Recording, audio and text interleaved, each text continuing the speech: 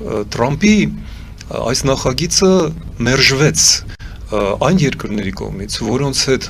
հարաբերությունները եւ համագործակցությունը ինձ թվում է Հայաստանի համար կենսական կարևոր, շատ ավելի ապահով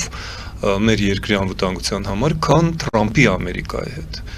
Ես հիշեցնեմ, որ Միացյալ Նահանգների առաջարկը մերժվեց Եվրոպական միության հիմնականում մերժվեց բացի Հունգարիայից եւ կարծեմ Բուլղարիայից, ընդ որում ոչ թե